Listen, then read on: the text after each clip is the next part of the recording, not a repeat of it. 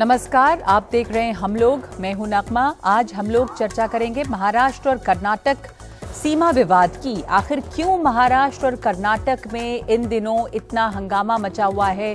दोनों राज्यों की सीमा पर कुछ हिंसा भी देखी गई है और ये दोनों ही राज्य जो हैं वो ऐसे हैं जो बीजेपी शासित हैं। तो फिर वजह क्या है? तो सबसे पहले इस पर जो सियासत चल रही है उसकी नई तस्वीरें हम आपको दिखाते हैं। जब से यहाँ पे पुनर्गठन हुआ है, वैसे 1957 के बाद से इन दोनों ही राज्यों में कुछ न कुछ तनातनी रही है, लेकिन जो नई यहाँ पे जो नया तनाव है थोड़ा ज़्यादा ही है। बेलगावी पर दावेदारी को लेकर महाराष्ट्र और कर्नाटक के बीच में सीमा विवाद पिछले हफ्ते और भी ज़्यादा तेज हो गया। दोनों राज्यों के सीमा क्षेत्र के अंदर एक दूसरे के जो वाहन हैं उन्हें निशाना बनाया गया। शिवसेना के कार्यकर्ताओं ने पुणे में कर्नाटक के कई बसों पर कालिख पोत दी। महाराष्ट्र के मंत्रियों चंद्रकांत पाटिल और शंभूराज देसाई का बेलगावी जाने का कार्यक्रम था। कन्नड़ संगठनों के नेताओं के विरोध के कारण इसे स्थगित करना पड़ा। बेलगावी जिला प्रशासन ने दोनों मंत्रियों के शहर में प्रवेश से रोक लगा दी। शहर में धारा 144 लागू कर दी गई। परिवहन निगम MSRTC ने पुलिस के सलाह का हवाला देते हुए, पुलिस की जो डायरेक्टिव्स हैं उसका हवाला देते हुए दक्षिणी राज्य में बस सेवाएं निलंबित कर दी। तो ये जो पूरा मामला है जिसमें अभी इतनी हिंसा हो रही है और बयानबाजी, वो मामला दरअसल क्या है पहले आपको ये दिखाते हैं हम इस ग्राफिक के जरिए। ये जो विवाद है ये नया विवाद नहीं है, 1956 से शुरू हुआ है जब बेलगाम को कर्नाटक में शामिल किया गया। 1 मई 1960 को महाराष्ट्र का गठन हुआ। राज्य गठन के साथ ही ये सीमा विवाद तेज हो गया। महाराष्ट्र के मुताबिक बेलगाम को कर्नाटक में शामिल करते वक्त भाषा की पहचान पे, जो भाषाई पहचान, इस पे विचार नहीं हुआ। यहाँ पे मराठी बोलने वाले बहुत लोग रहते हैं। कर्नाटक के 814 गांव के 7000 वर्ग किलोमीटर क्षेत्र में मराठी भाषी रहते हैं। महाराष्ट्र इन 814 गांवों को अपने हिस्से में लेना चाहता है। महाराष्ट्र के दावे वाले 814 गांव जो बेलगाम और सोलापुर में हैं। भाषाई आधार पर दोनों राज्य एक दूसरे के क्षेत्रों और गांवों पर दावा करते हैं। हाल ही में कर्नाटका के मुख्यमंत्री बसवराज बोम्मई ने कहा कि महाराष्ट्र के कुछ गांव कर्नाटक में शामिल होंगे। तो ये जो झगड़ा है, जो पुराना है, उसमें इस नई राजनीतिक बयानबाजी ने एक नया हंगामा खड़ा कर दिया है। जो बोम्मई ने कहा कि महाराष्ट्र के गांव कर्नाटक में शामिल होंगे, तो इस बयान पर महाराष्ट्र सरकार और विपक्ष ने पलटवार किया। महाराष्ट्र का कोई गांव कर्नाटक में नहीं जाएगा, ऐसा देवेंद्र फडणवीस ने कहा। और कर्नाटक के मराठी भाषी गांव के लिए सुप्रीम कोर्ट में हम मजबूती से लड़ेंगे, ये फडणवीस ने कहा। देवेंद्र फडणवीस का सपना कभी सच नहीं होगा, ये कहा बसवराज बोम्मई ने। बोम्मई एकता भंग करने की कोशिश कर रहे हैं और केंद्र इस पर ध्यान दे, ये शरद पवार का बयान है। और इसके ऊपर लगातार राजनीतिक प्रतिक्रियाएं आ रही हैं। तो आपको सबसे पहले सुनाते हैं कि सुप्रिया सुले और आदित्य ठाकरे इस पर क्या कह रहे हैं।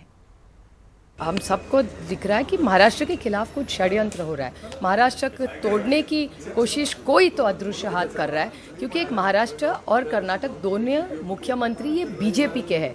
तो फिर एक राज्य जो आप ही का है, आप ही का राज्य चल रहा है, तो वो दूसरे के खिलाफ ऐसे कैसे कह सकता है। एंड बाय द कॉन्स्टिट्यूशन कोई भी नागरिक इस देश का कहीं भी जा सकता है। तो कर्नाटक के मुख्यमंत्री तो हद कर दी। उन्होंने कहा कि महाराष्ट्र का कोई मंत्री कर्नाटक ना आए और लोग पिटे हैं कल। तो इसके खिलाफ हम आवाज उठाएंगे और करते रहेंगे और लड़ते रहेंगे। दुख की यही बात है कि दो राज्य जो भारत के ही है आपस में लड़ रहे हैं। लड़ना मुमकिन हो तो अगर सुप्रीम कोर्ट में तो केस जारी है, वहां लड़ने चाहिए, क्योंकि बात साफ है। हम सोचते हैं कि वो हमारा एरिया है, महाराष्ट्र का एरिया है। कर्नाटक की बात कर्नाटक सोच रही है कि वो उनका एरिया है। ठीक है, ये जो भी वाद विवाद हो वो सुप्रीम कोर्ट में चल सकता है। शांततापूर्व होने चाहिए सब वाद विवाद, कहीं भी हिंसा ना हो।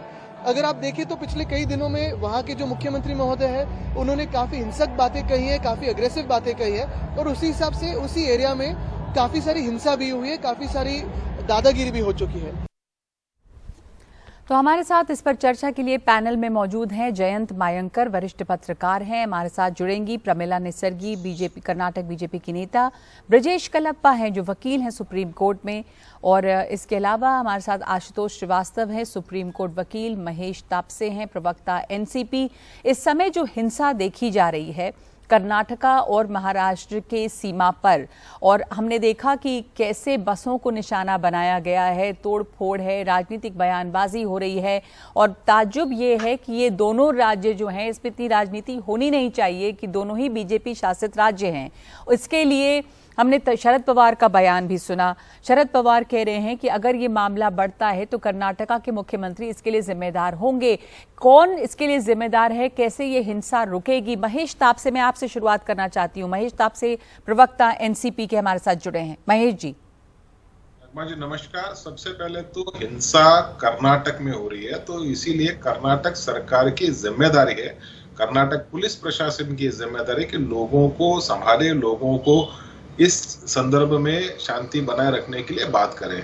इस प्रकार का बयान अगर एक राज्य के मुख्यमंत्री से आता है तो स्वाभाविक रूप से उसका कैडर, उसकी जनता किसी प्रकार का रिवोल्ट या रिएक्शन देने वाली है। ये मुझे लगता है कि जानबूझ के एक रिएक्शन बसवराज जी ने दिया और उसके बाद एक फॉलो आउट जिसको बोलते हैं, ये जो हिंसा हुई उसका फॉलो आउट। इस समय मंशा है, आप कह रहे हैं कि जानबूझकर उन्होंने ऐसा बयान दिया, क्यों? वो हिंसा चाहते हैं इस समय? मैं आपको वही कह रहा हूँ, निश्चित रूप से, क्योंकि ये जब मसला सुप्रीम कोर्ट में, एक्चुअली इसकी पार्श्वभूमि ये है कि ये 1947 से जब भारत आजाद हुआ तब तो ये मुंबई स्टेट में था। when India attained its freedom, Belgavi was part of Bombay state, Bombay provincial government का हिस्सा था। 1956 में जब स्टेट्स रीऑर्गेनाइजेशन कमीशन बनी उसके तहत इसको कर्नाटक में डाला गया, लेकिन तभी से इसको महाराष्ट्र में डालना चाहिए, ये हमारी मांग थी। महाजन समिति जो 3rd chief justice of India थे, उनकी अध्यक्षता में एक कमेटी बनाई गई। उसके संदर्भ में महाराष्ट्र की एक मांग थी कि 1951 का पॉपुलेशन सेंसस को ग्राह्य धरा जाए। उन्होंने 1961 का दिया और वो जो उनका जो कमीशन के फाइंडिंग्स थे उसके ऊपर अब सुप्रीम कोर्ट में डिसीजन होना बाकी है। उसके फाइंडिंग्स को, जो कमीशन की जो फाइंडिंग्स थे उसको महाराष्ट्र सरकार ने नहीं माना। वसंतराव नाईक जी की सरकार थी, उस सरकार ने नहीं माना। और ये सरकार की बात नहीं, जितने पॉलिटिकल पार्टीज इन महाराष्ट्र सभी ने हमेशा बेलगांव में रहने वाले मराठी भाइयों के संदर्भ में अपनी भूमिका रखी, चाहे वो शिवसेना हो, चाहे वो कांग्रेस हो, चाहे वो एनसीपी हो, चाहे वो बीजेपी हो। लेकिन यहाँ पे झगड़ा बहुत पुराना है, लेकिन अभी इतनी हिंसा यहाँ पर देखी नहीं गई पहले। तो अभी जो ये हिंसा हो रही है, हाँ, राज्य में अलग भाषा के, अलग प्रांत के लोग रहते हैं तो उनके उस चीज को सम्मान करना चाहिए। We are living in a democracy, हम एक पार्लियामेंट्री डेमोक्रेसी में रहते हैं जिसमें लोग जो है सबसे ज्यादा सुप्रीम है। तो ये जो अब यहाँ पे पार्लियामेंट्री डेमोक्रेसी है उसको चुनौती कहाँ से मिल रही है? प्रमिला नेसर्गी हमारे साथ जुड़ गई हैं, कर्नाटक बीजेपी की नेता। तो ये झगड़ा पुराना है, लेकिन इस समय जो झगड़ा चल रहा है उसकी जिम्मेदारी किस पे होती है, क्योंकि हिंसा जो है वो कर्नाटक में हो रही है? प्रमिला जी। कर्नाटक में नहीं हो रहा है, ये महाराष्ट्र में हो रहा है। वो शुरू किया केस, उसने सुप्रीम कोर्ट ने डाला है, हमने नहीं डाला है। हम एक्सेप्ट किया, महाजन वर्दी को एक्सेप्ट किया। एक्सेप्ट करने के बाद दोनों लोग, महाराष्ट्र और कर्नाटक दोनों लोग अग्रीमेंट करके सौंप दिया डिसीजन देने के लिए। दोनों के उनके एविडेंस सुना के उसको महाजन वर्दी ने अब रिपोर्ट दिया है। इसमें क्या गलत है? महाजन वर्दी एक्सेप्ट होने के बाद हम एक बार एक्सेप्ट करके महाजन जजमेंट दो करके हम दोनों लोग, महाराष्ट्र और कर्नाटक दोनों, लिख के दिया। उसके बाद महाजन कमेटी ने वो सुप्रीम कोर्ट जज से वो निर्णय दिया है। बेलगाम हमारा है, कर्नाटक है, हमारा लोग ज्यादा है वहाँ पर। महाराष्ट्र में जो इतनी बड़ी संख्या में सैकड़ों गांव हैं, प्रमिला जी, जो कि मराठी स्पीकिंग गांव हैं, तो क्या उनको एक पार्लियामेंट्री डेमोक्रेसी में उनकी जो उनके सेंटिमेंट्स हैं उसको ध्यान में रखना जरूरी नहीं है? क्या जरूरी है माँ? मैं बोल रही हूँ, महाराष्ट्र बोलने वाले कितने लोग हैं? कर्नाटक में ज्यादा लोग, बेलगांव में नहीं, जो ये 814 गांव हैं, 7000 वर्ग किलोमीटर में फैला हुआ इलाका है। नहीं, ये गलत है, ये गलत है माँ। बेलगाम डिस्ट्रिक्ट सारा लेके, निपानी ये सब लेके, इसका पॉपुलेशन का क्या है इसको लेके वो क्या है। एक गांव के लिए ऐसा नहीं कर सकते हैं, एक डिस्ट्रिक्ट को लेता है। ये डिस्ट्रिक्ट में कितने लोग हैं कर्नाटक कन्नड़ी बोलने वाले, उसको सुन रहे हैं। इसमें क्या गलत है? अब जो देखिए ना, वो महाराष्ट्र में कन्नड़ के लोग सोलापुर में है और जो बॉर्डर लोग में है, उनको कैसा देख रहे हैं महाराष्ट्र के लोग? आप बेलगांव लोगों को वो महाराष्ट्र को सौंप के वो भी सफर करना है क्या? ये कुछ भी नहीं होता है। बेलगाम आज अब अच्छा चल रहा है, हमारा गवर्नमेंट इम्प्रूवमेंट कर रहा है, डेवलपमेंट यहाँ पर हो रहा है। ये इसके अलावा क्या करना है? महाराष्ट्र का कुछ भी नहीं है। ये झगड़ा जो है वो शुरू क्यों हुआ फिर? इस समय में सब कुछ अच्छा चल रहा है, डेवलपमेंट हो रहा है यहाँ पर। आशुतोष श्रीवास्तव, प्रमिला जी आऊंगी आपके पास वापस, सब लोगों को एक बार अपने अपने मत रखने का समय दे दूं। आशुतोष श्रीवास्तव, आप सुप्रीम कोर्ट में वकील हैं, ये मामला कोर्ट में है। प्रमिला जी कह रही हैं कि ये शुरुआत जो है वो महाराष्ट्र ने की है, हिंसा की भी शुरुआत की है, सब कुछ यहाँ पे अच्छा चल रहा है। झगड़ा तो पुराना है, इस समय इसमें जो इतनी तेजी आई है और जो सियासत इसमें हो रही है, जबकि दोनों राज्य बीजेपी शासित हैं, तो इस समय क्या वजह देख रहे हैं आप इसकी? देखिए, हमने देखा है कि जब इलेक्शंस नियर होते हैं, आने वाले होते हैं, तो इस तरह के पहली बार नहीं, पहले भी हमने देखा कि इस तरह के इश्यूज आए हैं और अभी भी देखिए इलेक्शंस पेंडिंग है, तो ये सारी मुद्दों को जो है उठाना ये बहुत आम सी बात है। लेकिन अगर लीगलिटी की अगर हम बात करें तो देखिए, जो स्टेट रीऑर्गेनाइजेशन एक्ट था 1956 में, उसको बनाया गया था जब इंडिया आजाद हुआ था। और जो महाराष्ट्र है उसकी जो बाउंड्रीज है वो तय हुई थी एक्चुअली 1960 में, 1 मई 1960 में, जबकि कर्नाटका का बाउंड्रीज जो है वो सेट हो गया था 1957 में under the provisions of state organisation act. अब ये जो महाराष्ट्र को लगा कि जो कुछ जो विलेजेस हैं, कुछ 800 के ऊपर जो विलेजेस हैं, वो मराठी स्पीकिंग विलेजेस हैं और उसको जो है गलत तरीके से या गलती से जो है महाराष्ट्र में सदर्न पार्ट जो महाराष्ट्र का है वो उसमें आना चाहिए था, जबकि वो कर्नाटका में जो है वो चला गया है। तो ये इशू बहुत टाइम से चलता रहा और जैसा हम जानते हैं 1966 में जो है जो उस समय के जो चीफ जस्टिस रहे थे महाजन साहब, उनके कमीशन में इस पे पूरा सर्वे हुआ, एक पूरी रिपोर्ट बनाई गई और उन्होंने सजेस्ट किया था, उनकी कमीशन ने, कि कुछ एरियाज जो हैं वो कर्नाटका से महाराष्ट्र में आए और कुछ जो पोर्शन है महाराष्ट्र का वो कर्नाटका में जाए। इस तरह का कर्नाटका सरकार कर रही है, आपको लग रहा है कि वो इस महाजन कमेटी के जो रिकमेंडेशंस थे उनके अनुसार हो रहा है?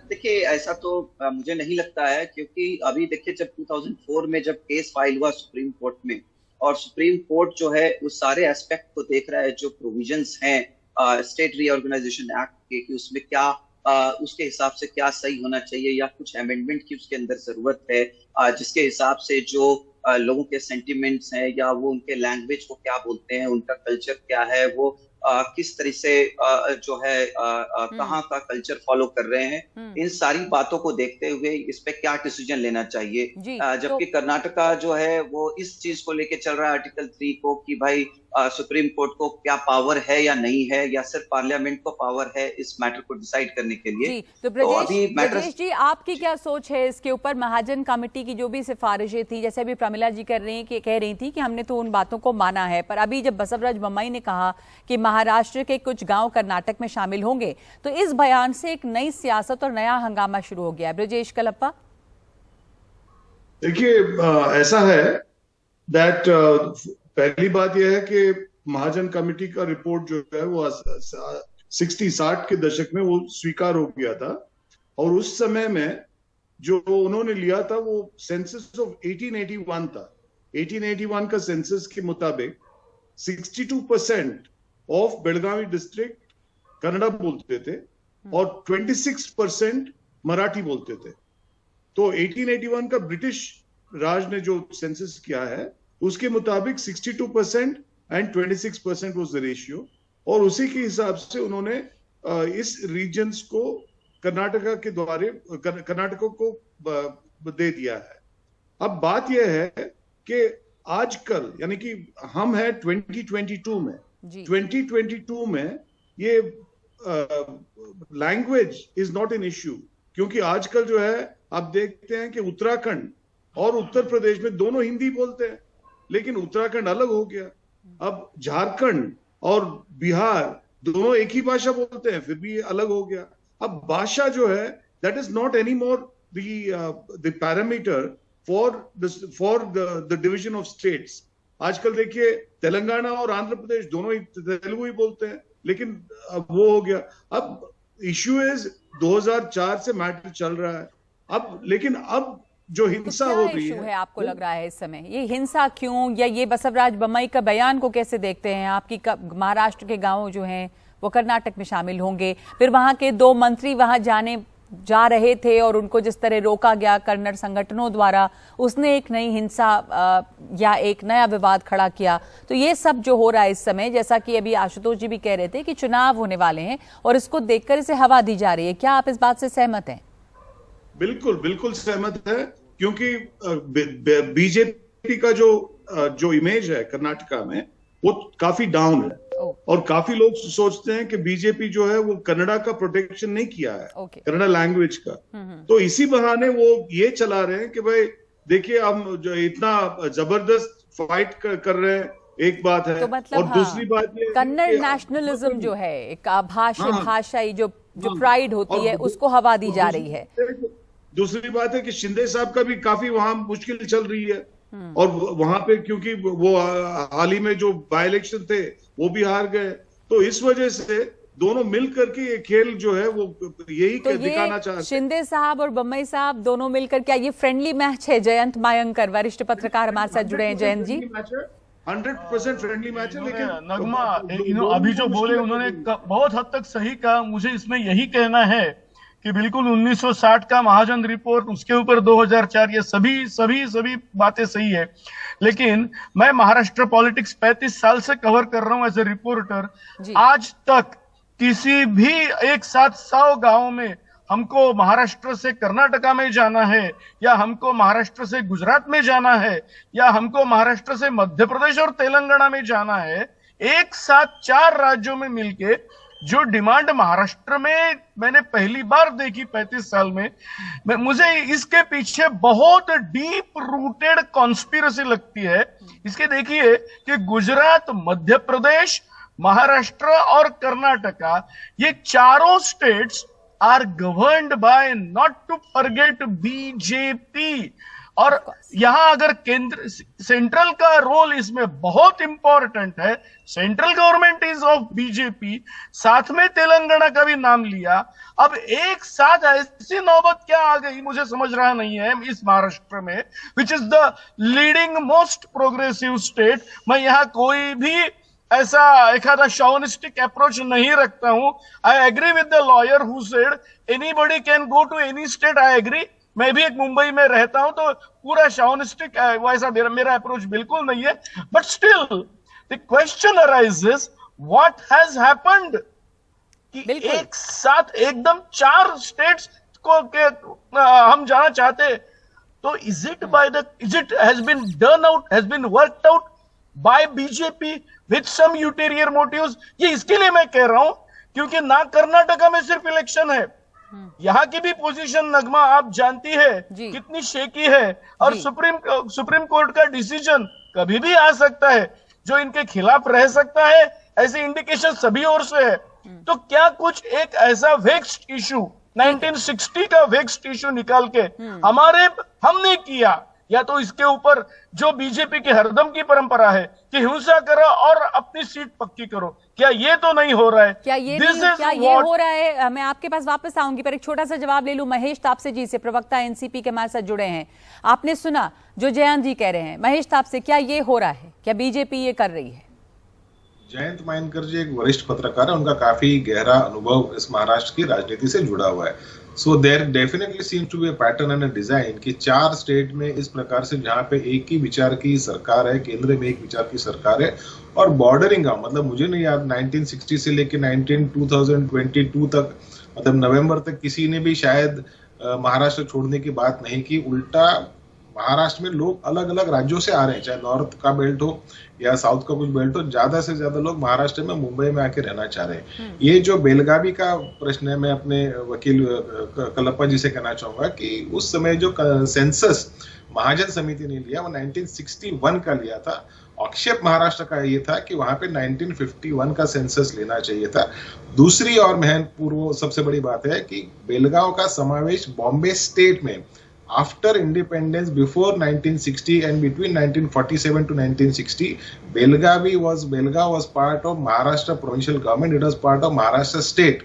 सो इसीलिए जब बाइफर्केशन हुआ, स्टेट रीऑर्गेनाइजेशन एक्ट के तहत जब बाइफर्केशन हुआ, तभी से लेके बेलगांव की जनता को लगता है कि उन पर अन्याय हुआ। महाराष्ट्र में अब स्वाभाविक रूप से जिस राज्य के लोग किसी और राज्य में होंगे तो वहां के भी लोग उनके लिए बात करेंगे। अगर कर्नाटक का कोई अगर मुंबई में रहता है और उसे अगर कुछ लगता है तो स्वाभाविक रूप से कर्नाटक के नेता उनकी सराहना करेंगे। तो ये कितने दिन तक इस मामले को भड़काया जाएगा और ये कन्नड़ और मराठी झगड़ा जो है ये कैसे शुरू हुआ, इसमें केंद्र सरकार की भूमिका अब क्या हो सकती है? और जैसे संजय राउत कह रहे हैं कि सरकार कायर है क्योंकि पहले भी ये विवाद हुआ था लेकिन शिवसेना ने इसे बहुत अच्छी तरह से संभाला था। तो इस पर हम चर्चा करेंगे, एक छोटा सा ब्रेक ले लेते हैं। और क्या प्रधानमंत्री मोदी इसमें दखलंदाजी करेंगे? दोनों राज्य बीजेपी शासित हैं और ये मांग आई है ठाकरे की तरफ से। आदित्य ठाकरे ने भी अपने बयान दिया, उसके पहले उद्धव ठाकरे ने ये बात कही कि प्रधानमंत्री को दखल देना चाहिए इसमें। एक ब्रेक के बाद लौटते हैं इस चर्चा पे।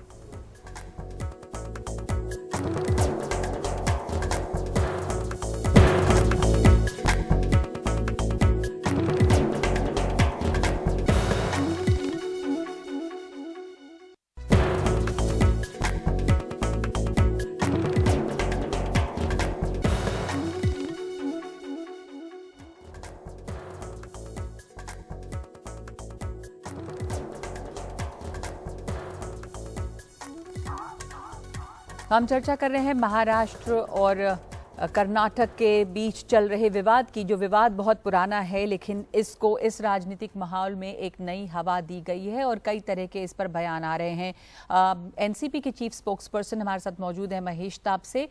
महेश तापसे जी, मैं आपसे ही शुरू करना चाहती हूँ और संजय राउत के इस बयान पर मैं आपकी प्रतिक्रिया चाहती हूँ। जब वो कह रहे हैं कि ये जो दो नेता वहाँ जा रहे थे वो दरअसल वो कायर हैं और पहले भी ये सब कुछ चलता रहा है, ये झंझट चलता रहा, लेकिन शिवसेना ने इसको बहुत अच्छी तरह से कंट्रोल करके रखा था जो कि अब नहीं हो रहा है। तो क्या किस कायरता की वो बात कर रहे हैं? और कह रहे हैं संजय राउत जो हैं उन्होंने कहा कि पाटिल और देसाई कायर हैं और बीजेपी सरकार पर वो जमकर हमला बोल रहे हैं। वास्तविक जब कर्नाटक के मुख्यमंत्री बसवराज जी ने महाराष्ट्र के कुछ गांवों के संदर्भ में, अक्कलकोट के संदर्भ में और सांगली जिले के जत तालुका के संदर्भ में कुछ बयानबाजी की, उसके बाद महाराष्ट्र सरकार ने 2 मंत्रियों को डेपुटेशन में ऐसा दिया कि उन्होंने जाके कर्नाटक का जो सीमा परिसर है, जो महाराष्ट्र और कर्नाटक के बॉर्डर के गांव है, वहां पे जाके लोगों से बात करें और अपनी सरकार की भूमिका कर्नाटक सरकार के सामने स्पष्ट करें। कर्नाटक सरकार ने कौन से प्रायोजन के तहत इस प्रकार की घोषणा की, इसके बारे में हमें आज कोई जानकारी नहीं है।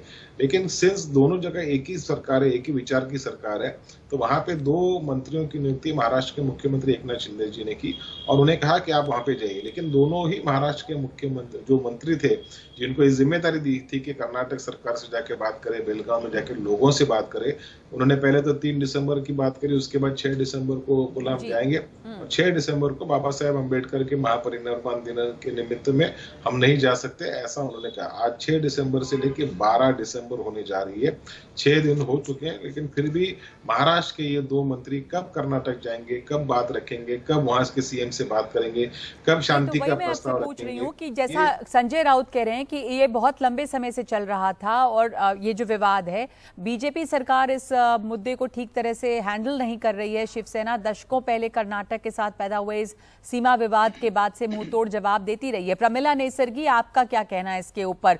बल्कि शरद पवार ने भी कहा है कि हिंसा के लिए कर्नाटक सरकार ही जिम्मेदार होगी। कैसे हो सकते हैं? उनको मालूम होना कौन ये बस, हमारा बस कर्नाटक का बस महाराष्ट्र में क्या हुआ, उन लोगों को बस में क्या हुआ? वो बस को स्टॉप में किसने किया? महाराष्ट्र ने किया और हमने किया। उनको मालूम होना शरद पवार जी को क्या बोल रहे हैं। महाजन कमेटी वर्दी सिर्फ महाराष्ट्र और कर्नाटक का नहीं, कासरगोड, मलयालम, वो क्या गवर्नमेंट है, होसूर, ये भी था तमिलनाडु का गवर्नमेंट है, आंध्र बॉर्डर वो हमारा गवर्नमेंट नहीं है, बीजेपी गवर्नमेंट नहीं है, उनको क्या बोल रहे हैं उनको? नहीं, पर यहाँ पर तो बीजेपी गवर्नमेंट है ना, दोनों में, महाराष्ट्र में और कर्नाटक में। इलेक्शन होता है उसके बाद झगड़ा करना ही उनका काम है और कुछ नहीं है। पर प्रमिला जी, महाराष्ट्र कर्नाटका में दोनों में बीजेपी की सरकार है, इलेक्शंस होने वाले हैं, आप देते हैं उनका, दोनों जगह बीजेपी सरकार है, चुनाव भी होने वाले हैं कर्नाटका में। बसवराज बम्मई जो हैं, जैसा अभी हमारे साथ मौजूद पैनल पे किसी ने कहा कि बीजेपी यहाँ पर बहुत उत्साह नहीं है लोगों में इनको लेकर, और इसलिए इस तरह के मुद्दे उठाए जा रहे हैं कन्नड़ नेशनलिज्म को हवा देने के लिए। प्रमिला जी,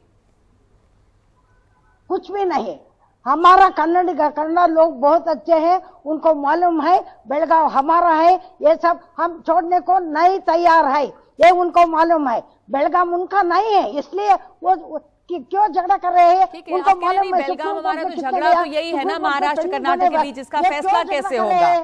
इसका फैसला कैसे होगा? जयंत मायंकर, ये जो कहा संजय राउत ने, मैं उस पर आपसे समझना चाहती हूँ। जयंत मायंकर, मैं आपसे समझना चाहती हूँ, जो संजय राउत ने कहा कि शिवसेना दशकों पहले कर्नाटक के साथ पैदा हुए सीमा विवाद के बाद से लगातार इसका जवाब देती रही, और संजय राउत के ये शब्द है कि मुंह तोड़ जवाब देती रही, और इस समय जो बीजेपी सरकार है वो इसको ठीक से नहीं हैंडल कर रही है। जयंत जी, पहली बात तो ये तो मैं मानता हूं कि बीजेपी की सरकार, जिसका मैं आपको जैसे बोला कि 35 साल से मैं सीमा विवाद का महाराष्ट्र सरकार, विभिन्न सरकारों से जवाब देख रहा हूं। कांग्रेस या बीच में मनोहर जोशी की सरकार थी, सभी सरकारों से मैं देख रहा हूं, लेकिन अभी जो इनका जवाब है वो ठीक से नहीं है, रादर इनका जवाब है ही नहीं। और जो मेरे मित्र महेश ने कहा वो बिल्कुल सही है, वो तो जाने वाले थे लेकिन गए नहीं। अब तो फिर तो वो तो निकले संजय राउत ने बोल दिया कि आप कायर हो।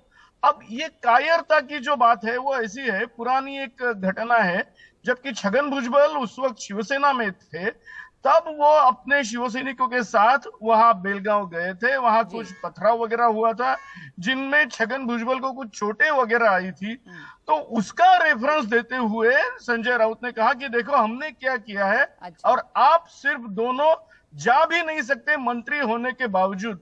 तो ये उनकी बात बिल्कुल सही है कि मंत्री होते हुए, उसमें से एक चंद्रकांत पाटिल जैसे जो करीब करीब मुख्यमंत्री के तौर हुद्दे के माने जाते हैं, वो और शंभूराज देसाई, ये दोनों जा भी नहीं सकते, और वो भी तब जा नहीं सकते।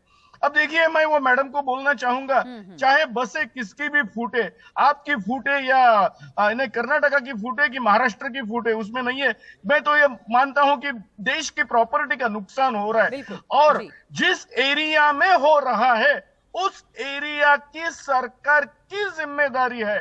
अगर महाराष्ट्र में इस प्रकार से पथराव हो रहा है तो मैं एकनाथ शिंदे जी और देवेंद्र फडणवीस की जिम्मेदारी मानूंगा, और ये पथराव अगर मुंबई के राज में हो रहा है तो पथराव उनकी जिम्मेदारी है। पथराव और तोड़फोड़ जहां हो रहा है उस इलाके में, उस जगह की सरकार इसके लिए जिम्मेदार है। क्या इसमें केंद्र सरकार को हस्तक्षेप करना चाहिए? एक ब्रेक के बाद।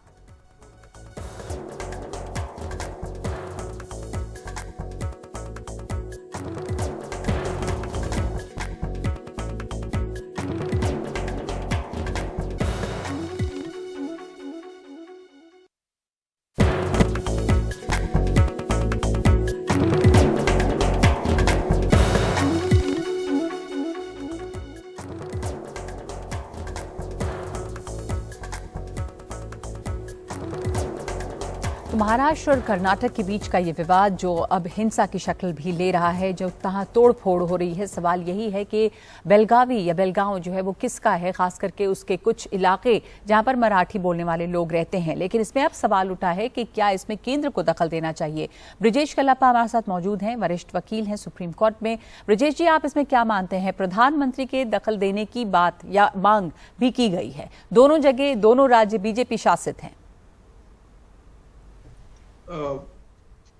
बिल्कुल उनको करना चाहिए, और प्रधानमंत्री जी जो है इसमें जरूर जो है दखलंदाजी करना चाहिए, क्योंकि इंडिया दो इज अ फेडरल सेटअप, फिर भी इसमें यूनिटरी प्रिंसिपल्स भरा हुआ है कॉन्स्टिट्यूशन में, इंडियन कॉन्स्टिट्यूशन में। Article 1, 2 and 3 are clearly aimed at having a unitary policy in terms, because centre जो है वो parliament can decide tomorrow upon the creation of a new state. Of course, it's necessary to ask the legislature what their opinion is. So therefore, the unitary principle जो है बरा हुआ है, तो इस वजह से 100% प्राइम मिनिस्टर हैज टू। यहाँ पे उद्धव ठाकरे की तरफ से और कहा गया कि भाई ये केंद्र सरकार का इसमें रोल होना चाहिए। अब ये जो हो रहा है यहाँ पे बसवराज बोम्मई जो कर रहे हैं, जैसा कि महाराष्ट्र का कहना है। आशुतोष जी, आपको इस पे क्या लगता है कि इसमें अब दखल अंदाजी की जरूरत है, कोर्ट में इसका हल हो सकता है? देखिए, पहले तो यह है कि सेंट्रल गवर्नमेंट ने बहुत सारे ऐसे इश्यूज हैं कंट्री के जो एज ओल्ड प्रॉब्लम्स थे उसको रिजॉल्व किया है और हमने देखा है करते हुए। और ये जो प्रॉब्लम है ऐसा नहीं है कि ये आज आ गया या जब से बीजेपी गवर्नमेंट आई या नई गवर्नमेंट बनी तब से है। ये तो बहुत पुराना ओल्ड इशू है और मुझे लगता है ये भी रिजॉल्व होगा। और अभी ये चूंकि मामला 2004 में सुप्रीम कोर्ट में ऑलरेडी सब्जुडाइज्ड है और ऐसे सिचुएशन पे मुझे लगता है कि अगर सेंट्रल गवर्नमेंट न्यूट्रल अप्रोच भी अगर लेके चल रहा है या चलता है तो भी कुछ गलत नहीं होगा। और दोनों स्टेट की भी जिम्मेदारी बनती है कि वो आपस में बैठें, हाथ मिलाएं और ये जो पुराना एक प्रॉब्लम है उसको सॉल्व करने के लिए कोई इसको नतीजे पे इसको पहुंचाएं। जी जयंत जी, आप भी मानते हैं ये बात कि केंद्र सरकार को इस पे न्यूट्रल ही रहना चाहिए या इस पर जो पॉलिटिक्स हो रही है अभी, क्या आप देख रहे हैं अब आगे? नगमा, मैं आपको एक थोड़ा सा 10 साल पुरानी एक बात, 10-15 साल पुरानी एक बात बता देता हूँ। या थोड़ी सी पुरानी है लेकिन मैं अभी वो रामदास आठवले जो है, बहुत कम है जयंत जी, जल्दी से जी। जल्दी ये है कि एक बात ऐसी है कि ये ना महाराष्ट्र को मिले ना कर्नाटका को मिले और इसको गोवा में डाल के विशाल गोमांतक नाम का एक स्टेट तैयार किया जाए, ऐसा प्रपोजल बीच में रामदास आठवले जी ने दिया था। अब मुझे जो जिस प्रकार से ये बीजेपी काम कर रही है, मुझे लगता है कि कुछ इसको भी ना मिले उसको भी ना मिले और अपना उल्लू सीधा रहे, इस प्रकार का भी काम ये बीजेपी कर सकती है। This is what I mean, ये ऑन रिकॉर्ड आ चुका है जी। वो बहुत इंटरेस्टिंग है, ये बहुत इंटरेस्टिंग है कि कहीं ऐसा ना कुछ हो कि ना इसको मिले ना उसको मिले और एक नई चीज जो है वो खड़ी हो जाए, सामने आ जाए। बहुत शुक्रिया आप तमाम लोगों का हमारे साथ इस चर्चा में शामिल होने के लिए। ये विवाद इस समय काफी बढ़ता चला जा रहा है और इसे लेकर हिंसा भी हो रही है, जिसलिए हम ये चर्चा कर रहे थे कि इसका हल क्या निकल सकता है। एक ब्रेक ले रहे हैं इस वक्त हम लोग।